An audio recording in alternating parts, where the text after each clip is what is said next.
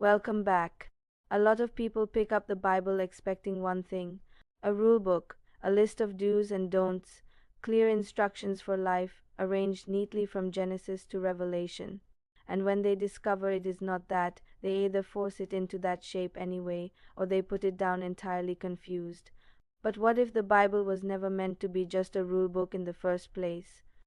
Think about what you are actually holding when you pick up a Bible: 66 books, written across roughly 1500 years by over 40 different authors, in 3 different languages, across multiple continents, and in vastly different historical contexts. You have poetry, you have history, you have letters, you have prophecy, you have apocalyptic visions, you have law codes written for a specific ancient nation in a specific moment in time. You have personal reflections of people wrestling with God in the darkest seasons of their lives. That is not just a rule book. It is a library, a rich, complex, ancient library, and reading it like a rule book is like walking into a library and trying to read every book the same way. You would not read a poem the way you read a legal document. You would not read a personal letter the way you read a history book. And yet that is often how people approach Scripture and then wonder why it feels confusing or even contradictory.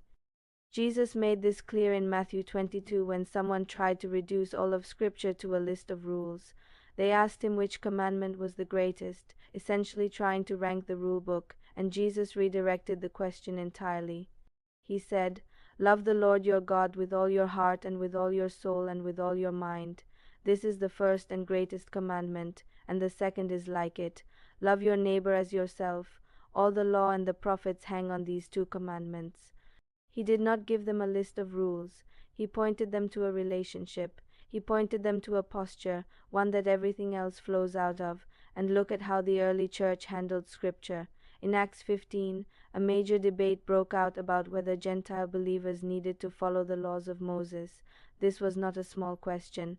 It threatened to divide the entire movement. So what did they do?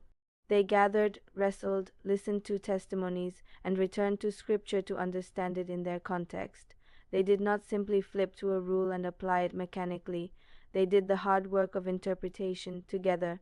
That process is called hermeneutics, and Scripture has always required that kind of careful interpretation. It was never meant to be read passively or without reflection. Paul speaks to this in 2 Timothy chapter 2 verse 15, which says, "Do your best to present yourself to God as one approved, a worker who does not need to be ashamed and who correctly handles the word of truth." Correctly handles. That phrase implies there is a wrong way to handle it. It implies care, effort, and discernment, not just pulling verses out of context and applying them flatly to every situation. This is why the Psalms matter. Read Psalm 88, one of the darkest passages in all of Scripture. The writer is in agony. He feels abandoned by God. There is no clear resolution at the end, no neat lesson, no silver lining. It is just honest pain preserved in Scripture. Why? Because the Bible is not just telling you what to do. It is showing you that every part of the human experience, the doubt, the grief, the confusion, the wrestling, belongs in your relationship with God. That is not a rule. That is an invitation. And then there is the book of Job. 3 friends show up and give Job theologically correct sounding answers about why he is suffering. They quote principles. They apply logic. They treat their understanding of God like a rule book. And God tells them at the end of the book that they are wrong. Job, who questioned, wrestled, and refused easy answers, spoke what was right. The Bible itself cautions us against reducing it to a simple rule book. So what is the Bible for if not just rules? It is the unfolding record of God's relationship with humanity across centuries. It is the story of how God reveals himself patiently, progressively, through real people in real situations. It is wisdom literature that teaches you how to think, not just what to do. It is poetry that reaches places logic cannot. It is prophecy that reshapes how you see the world. It is letters written to real communities facing real problems, letters that still speak today when understood in their context.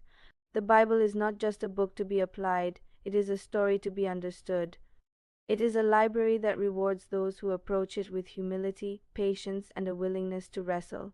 Hebrews chapter 4 verse 12 says, "For the word of God is alive and active, sharper than any double-edged sword. It penetrates even to dividing soul and spirit, joints and marrow. It judges the thoughts and attitudes of the heart, alive, active, not static, not flat, not a list. Something living that meets you differently in different seasons of your life, because it was never meant to be reduced to a rule book. It was always meant to draw you into a living conversation with God. If this changed how you think about reading the Bible, take some time to sit with it. And if you want more conversations like this, you're welcome to stay.